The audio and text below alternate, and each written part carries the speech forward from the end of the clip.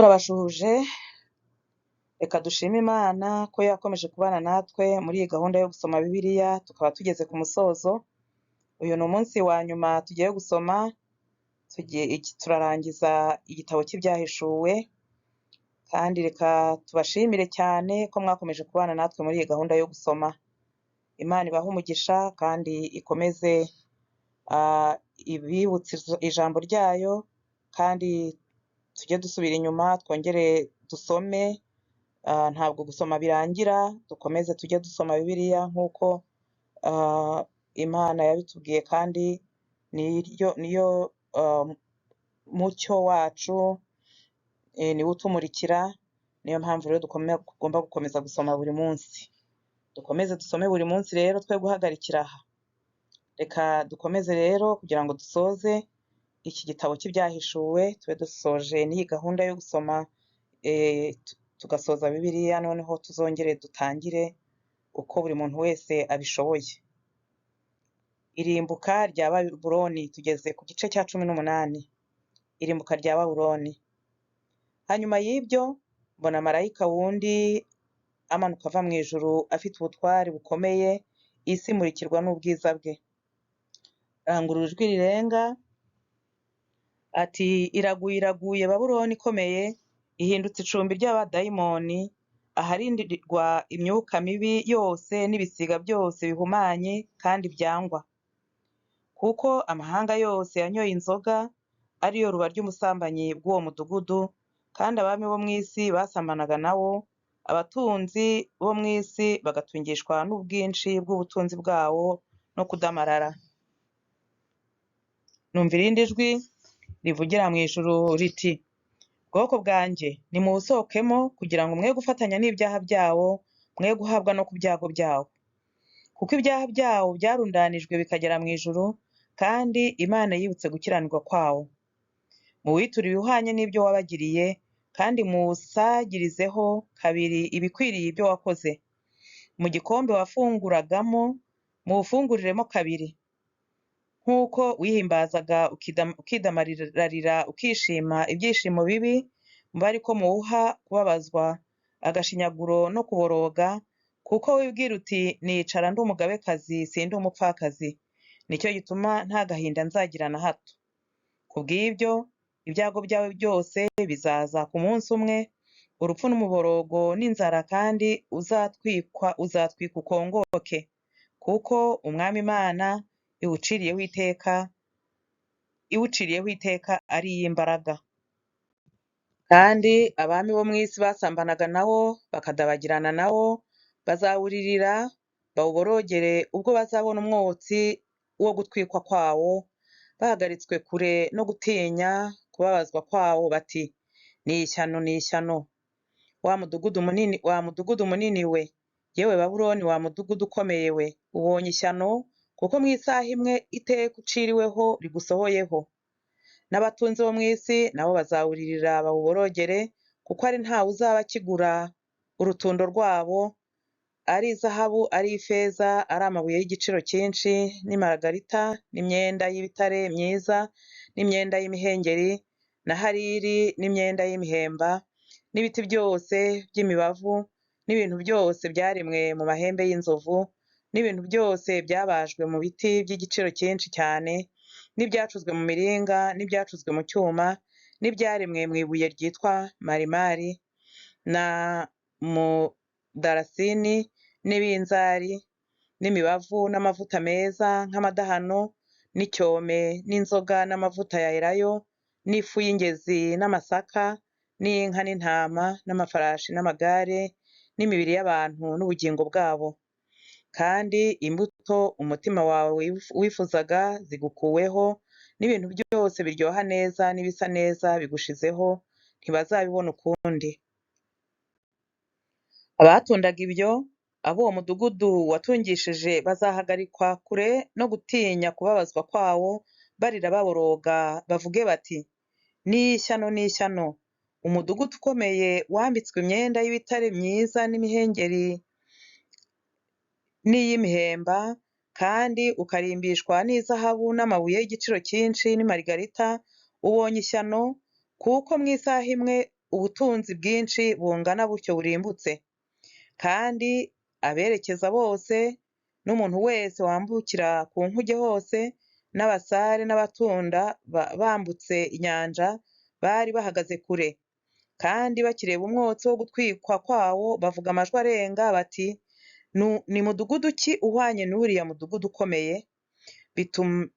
Bitumurira umukungugu ku mitwe, bavuga amajwi arenga, barira baboroga bati, ni ishyano, ni ishyano! Umudugudu ukomeye watungishije ubutunzi bwawo abafite inkuge mu nyanja, ubonye ishyano kuko warimbutse mu isaha imwe. Wa juru we, namwe abera n'intumwa n'abahanuzi, muwishime hejuru kuko Imana iwuciriyeho iteka ibahorera. Nuko marayika ukomeye aterura igitare kimeze nk'urusyo runini, akiroha mu nyanja, ati, uko niko Babuloni umudugudu ukomeye uzatembagazwa, kandi ntuzongera kuboneka ukundi. Ntihazumvikana muri wowe ukundi abacuranzi n'abaririmbyi b'indirimbo n'abavuza imyirongi n'abavuza impanda, kandi nta muhanga naho yaba umunyabukorikori bwose uzaboneka muri wowe ukundi, ndetse n'ijwi ry'urusyo ntirizumvikana muri wowe ukundi. Umucyo w'itabaza ntuzaboneka muri wowe ukundi, kandi ijwi ry'umukwe n'iry'umugeni ntazumvikana muri wowe ukundi. Abatunzi bawe bari bakomeye bo mu isi, kuko amahanga yose yayobejwe n'uburozi bwawe, kandi muri uwo mudugudu niho amaraso y'abahanuzi n'ay'abera n'abiciwe mu isi hose yabonetse. Igice cya 19. Mu ijuru bishimira irimbuka rya Babuloni. Hanyuma y'ibyo numva mu ijuru ijwi rirenga risa n'iry'abantu benshi bavuga bati, Haleluya! Agakiza n'icyubahiro n'ubutware ni iby'Imana yacu, kuko amateka yayo ari ay'ukuri no gukiranuka. Yaciriyeho iteka maraya uwo ukomeye wononeshaga abari mu isi ubusambanyi bwe, kandi imuhoreye amaraso y'imbata zayo. Barongera bati, Haleluya! Umwotsi we uhora ucumba iteka ryose. Nuko ba bakuru 24 na bya bizima 4 bikubita hasi basenga Imana yicara kuri irya ntebe bati, Amen, Haleluya! Ijwi riva kuri iyo ntebe rivuga riti, nimushime Imana yacu mwambata zayo mwese mwe, namwe abayubaha, aboroheje n'abakomeye. Numva ijwi risa n'iry'abantu benshi, n'irisa n'iry'amazi menshi asuma, n'irisa n'iryo guhinda kw'inkuba gukomeye kwinshi rivuga riti, Haleluya! Kuko Umwami Imana yacu ishobora byose iri ku ngoma. Tunezerwe twishime tuyihimbaze, kuko ubukwe bw'umwana w'intama busohoye, umugeni we akaba yiteguye, kandi ahawe kwambara umwenda w'igitare mwiza urabagirana utanduye. Uwo mwenda w'igitare mwiza niwo mirimo yo gukiranuka y'abera. Arambwira ati, andika uti, hahirwa abatorewe ubukwe bw'umwana w'intama, kandi ati, ayo ni amagambo y'ukuri kw'Imana.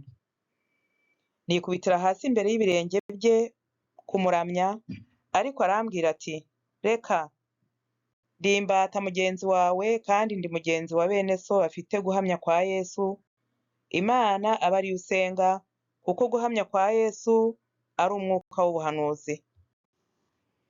Mbona ijuru rikinguye, kandi ngiye kubona mbona ifarashi y'umweru. Uhetswe nayo yitwa uwo kwizerwa, kandi uw'ukuri. Niwe uca imanza zitabera, akarwana intambara zikwiriye. Amaso ye ni ibirimi by'umuriro, no ku mutwe we afite ibisingo byinshi, kandi afite izina ryanditswe ritazwi n'umuntu wese keretse we wenyine. Yambaye umwenda winitswe mu maraso, kandi yitwa Jambo ry'Imana. Ingabo zo mu ijuru ziramukurikira, zihetswe n'amafarashi y'imyeru, zambaye imyenda y'ibitare myiza, yera kandi itanduye. Mu kanwa ke havamwo inkota ityaye, kugira ngo ayikubite amahanga, azayaragize inkoni y'icyuma. Yengesha ibirenge mu muvure w'inkazi y'umujinya w'Imana ishobora byose. Kandi ku mwenda we no ku kibero cye afite izina ryanditsweho ngo, Umwami w'abami n'umutware utwara abatware.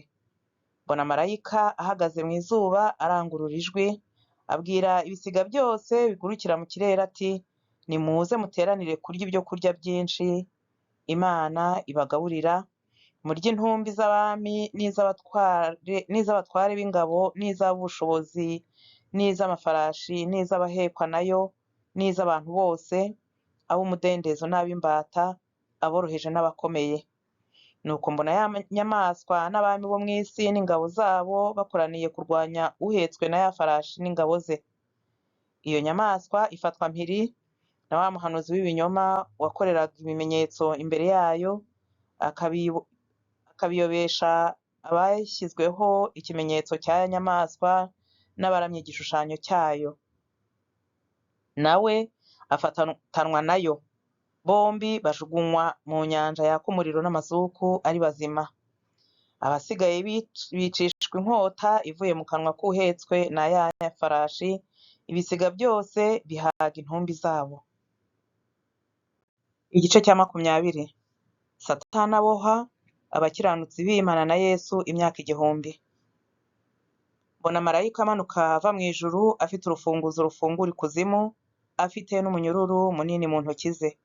Afata cya kiyoka aricyo ya nzoka ya kera, ariyo mwanzi na Satani, akibohera kugira ngo kimare imyaka 1000, akijugunya ikuzimu, arahakinga, ashyiriraho ikimenyetso gifatanya kugira ngo kitongera kuyobya amahanga kugeza aho iyo myaka 1000 izashirira. Cyakora nishira gikwiriye kubohorerwa kugira ngo kimare igihe gito.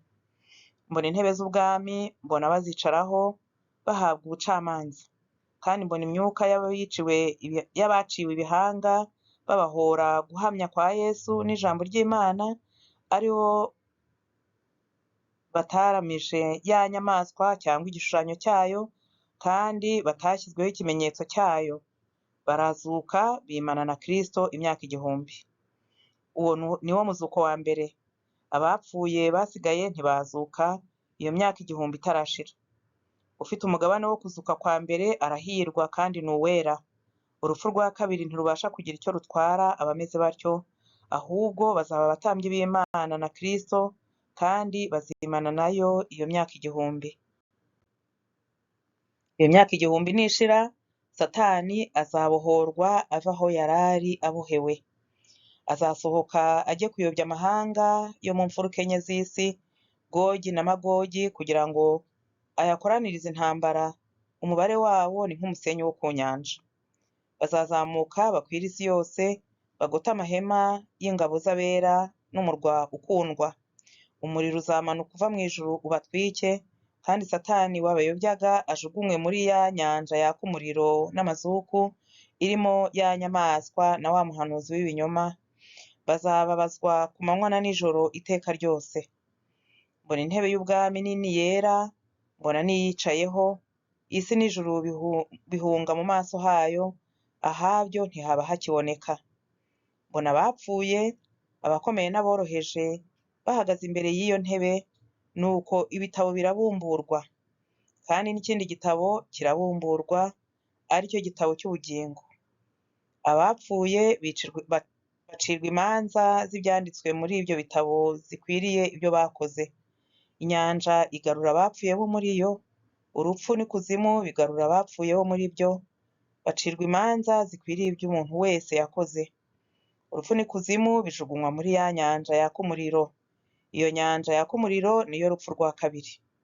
Kandi umuntu wese utabonetse ko yanditswe muri cya gitabo cy'ubugingo ajugunywa muri iyo nyanja yaka umuriro. Igice cya 21. Iby'ijuru rishya n'isi nshya. Mbona ijuru rishya n'isi nshya, kuko ijuru rya mbere n'isi ya mbere byari byashize, n'inyanja yari itakiriho. Mbona ururembo rwera Yerusalemu nshya rumanuka ruva mu ijuru ku Mana, rwiteguwe nk'uko umugeni arimbishirizwa umugabo we.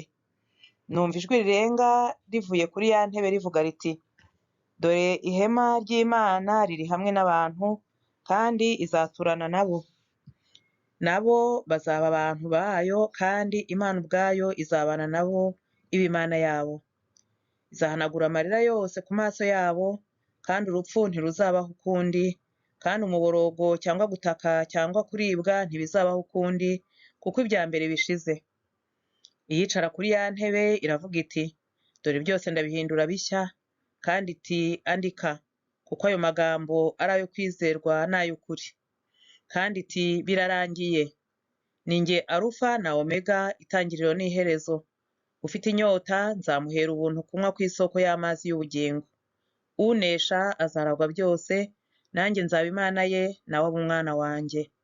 Ariko abanyabwoba n'abatizera, n'abakora ibizira, n'abicanyi, n'abasambanyi, n'abarozi, n'abasenga ibishushanyo, n'abanyabinyoma bose, umugabane wabo uzaba mu nyanja yaka umuriro n'amazuku, ariyo rupfu rwa kabiri.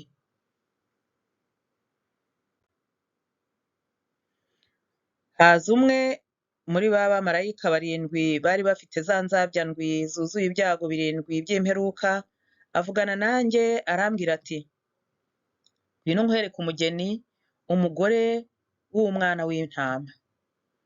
Anjyana ku musozi munini kandi muremure ndi mu mwuka, anyereka ururembo rwera Yerusalemu rumanuka ruva mu ijuru ku Mana, rufite ubwiza bw'Imana. Kurabagirana kwarwo gusa n'uko ibuye ry'igiciro cyinshi cyane, nk'ibuye ryitwa yasipi ribonerana nk'isarabwayi. Rufite inkike nini kandi ndende n'amarembo 12, no ku marembo hariho abamarayika 12, kandi handitsweho amazina y'imiryango 12 y'abana ba Isirayeli. Iburasirazuba hariho amarembo 3, ikasikazi hariho amarembo 3, ikusi hariho amarembo 3, n'iburengerazuba hariho amarembo 3. Inkike z'urwo rurembo zifite imfatiro 12, zanditsweho amazina 12 y'intumwa 12 z'umwana w'intama. Uwavuganaga nanjye yari afite urugero rw'urubingo rw'izahabu, kugira ngo agere urwo rurembo n'amarembo yarwo n'inkike zarwo. Urwo rurembo rungana impande zose, uburebure bungana n'ubugari. Ageresha urwo rurembo rwa rubingo, ageramo sitadiyo inzovu n'ibihumbi 2, uburebure bw'umurambararo n'ubugari n'uburebure bw'igihagararo birangana. Agera inkike zarwo, ageramo imikono 144, akurikije urugero rw'abantu, ibyo ni ukuvuga ngo urw'abamarayika. Inkike zarwo zubakishijwe yasipi, naho ururembo ubwarwo rwubakishijwe izahabu nziza imeze nk'ibirahuri byiza. Imfatiro z'inkike z'urwo rurembo zarimbishijwe amabuye y'igiciro cyinshi y'amoko yose. Urufatiro rwa mbere rwari yasipi, urwa kabiri rwari safiro, urwa gatatu rwari karukedoni, urwa kane rwari simaragido, urwa gatanu rwari sarudonisikisi, urwa gatandatu rwari sarudiyo, urwa karindwi rwari kirusorito, urwa munani rwari beruro, urwa cyenda rwari topazi, urwa 10 rwari kirusoparaso, urwa 11 rwari huwakinto, urwa 12 rwari ametusito. Amarembo uko ari 12 yari marigarita 12, irembo rimwe ryubakishijwe marigarita imwe, atyo. Inzira nyabagendwa yo muri urwo rurembo yashigirijwe izahabu nziza isa n'ibirahuri bibonerana. Icyakora sinabonye urusengero muri rwo, kuko umwami Imana ishobora byose n'umwana w'intama ari bo rusengero rwawo. Kandi urwo rurembo ntirugomba kuvirwa n'izuba cyangwa n'ukwezi, kuko ubwiza bw'Imana ari bwo buruvira, kandi umwana w'intama ari we tabaza ryarwo. Amahanga azagendera mu mucyo warwo, abami bo mu isi bazaneyo ubwiza bwabo. Amarembo yarwo ntazugarirwa ku manywa na hato, kuko ijoro ritabayo. Kandi bazazanayo ubwiza n'icyubahiro by'amahanga. Muri rwo ntihazinjiramo ikintu gihumanya cyangwa ukora ibizira akabeshya, keretse abanditswe mu gitabo cy'ubugingo cy'umwana w'intama. Igice cya 22. Anyereka uruzi rw'amazi y'ubugingo rubonerana nk'isarabwayi, ruva ku ntebe y'Imana n'umwana w'intama, rutembera mu nzira nyabagendwa hagati. Hakurya no hakuno y'urwo ruzi hariho igiti cy'ubugingo cyera imbuto z'uburyo 12, cyera imbuto z'uburyo bumwe bumwe uko ukwezi gutashye, ibibabi byacyo byari ibyo gukiza amahanga. Nta muvumo uzabaho ukundi, ahubwo intebe y'Imana n'Umwana w'Intama izaba muri urwo rurembo, kandi imbata zayo zizayikorera. Zizabona mu maso hayo izina ryayo ryanditswe mu ruhanga rwazo. Nta joro rizabaho ukundi, kandi ntibazagomba kumurikirwa n'itabaza cyangwa kuvirwa n'izuba, kuko Umwami Imana izabavira, kandi bazahora ku ngoma iteka ryose. Arambwira ati, ayo magambo ni ayo kwizerwa, ni ay'ukuri, kandi Umwami Imana itegeka imyuka y'abahanuzi yatumye marayika wayo kwereka imbata zayo ibikwiriye kubaho vuba. Kandi dore ndaza vuba. Hahirwa uwitondera amagambo y'ubu buhanuzi bw'iki gitabo. Jyewe Yohana numvise ibyo kandi ndabireba. Maze kubyumva no kubireba, nikubitira hasi imbere y'ibirenge bye bya marayika wabinyeretse kugira ngo muramye. Ariko arambwira ati, reka, ndi imbata mugenzi wawe, kandi ndi mugenzi wa bene so b'abahanuzi n'uwabitondera amagambo y'iki gitabo. Imana aba ariyo uramya. Kandi arambwira ati, amagambo y'ubuhanuzi bw'iki gitabo ntuyazigame ngo uyagire ubwiru, kuko igihe kiri bugufi. Ukiranirwa agumye akiranirwe, uwanduye mu mutima agumye yandure, umukiranutsi agumye akiranuke, uwera agumye yezwe. Dore ndaza vuba nzanye ingororano, kugira ngo ngororere umuntu wese ibikwiriye ibyo yakoze. Ndi Alufa na Omega, uwa mbere n'uwa nyuma, itangiriro n'iherezo. Hahirwa abamesera ibishura byabo, kugira ngo bemererwe kwegera cya giti cy'ubugingo, kandi banyure mu marembo binjire muri rwa rurembo. Hanze hazaba imbwa n'abarozi n'abasambanyi n'abicanyi n'abasenga ibishushanyo, n'umuntu wese ukunda kubeshya akabikora. Jyewe Yesu ntumye marayika wanjye guhamiriza mwebwe ibyo kubw'amatorero. Ni jye gishyitsi cya Dawidi n'umwuzukuruza we, kandi ni jye nyenyeri yaka yo mu ruturuturu. Umwuka n'umugeni barahamagara bati, ngwino. Kandi uwumva nahamagara ati, ngwino. Kandi ufite inyota naze. Ushaka ajyane amazi y'ubugingo ku buntu. Uwumva wese amagambo y'ubuhanuzi bw'iki gitabo, ndamuhamiriza nti, nihagira umuntu uzongera kuri yo, Imana izamwongereraho ibyago byanditswe muri iki gitabo. Kandi nihagira umuntu ukura ku magambo y'igitabo cy'ubu buhanuzi, Imana izamukura ku mugabane wa cya giti cy'ubugingo no ku wa rwa rurembo rwera. Byanditswe muri iki gitabo. Uhamya ibyo aravuga ati, ye ndaza vuba, amen.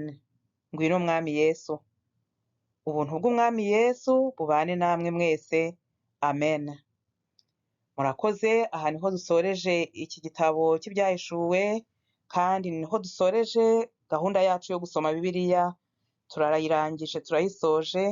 Tubashimiye ko mwakomeje kubana natwe ibihe byose. Imana ikomeze ibahe umugisha. Murakoze cyane.